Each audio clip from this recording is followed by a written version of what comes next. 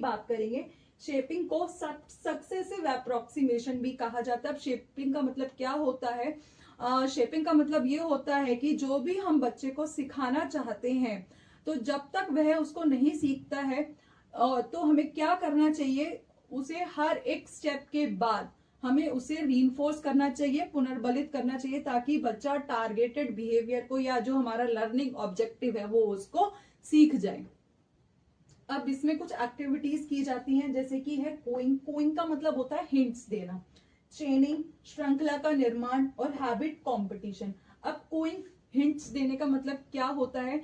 जब भी हम बच्चों को सिखाते हैं तो हम क्या करते हैं, ज्ञात से अज्ञात यानी कि नोन टू अननोन लेकर जाते हैं।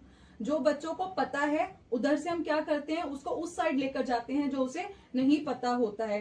तो बच्चा जब भी आगे बढ़ता जाता है तो कई बार ऐसा होता है बच्चा अटक जाता है, कुछ चीजों से समझ नहीं आती तो बच्चा अटक जाता है।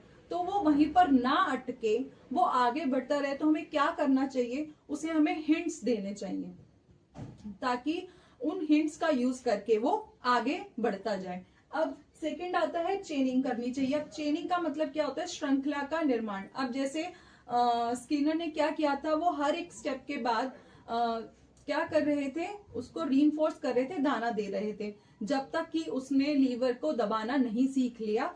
मतलब जो हम उसको टारगेटेड बिहेवियर था लीवर को दबाना, जब तक नहीं सीख लिया, वो उसको हर एक स्टेप के बाद क्या कर रहे थे, रीइंफोर्स कर रहे थे। तो हमें क्या करना चाहिए, जब भी हमें बच्चे को कुछ सिखाना है तो पार्ट्स को छोटे तो हमें क्या करना चाहिए, किसी भी चीज को छोटे छोटे पार्ट्स में डिवाइड कर लेना चाहिए।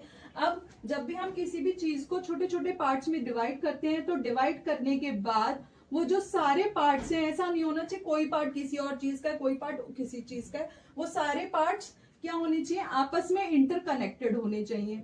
अब इंटरकनेक्टेड होंगे तो क्या होगा, जब भी मान लीजिए बच्चे ने अगर ये सीख लिया, तो हर इसको सीखने के बाद, इस पार्ट को सीखने के बाद हमें उसे रीइंफोर्स करना चाहिए। जब हम उसको रीइंफोर्स करेंगे तो क्या होगा, वो आगे बढ़ना चाहेगा।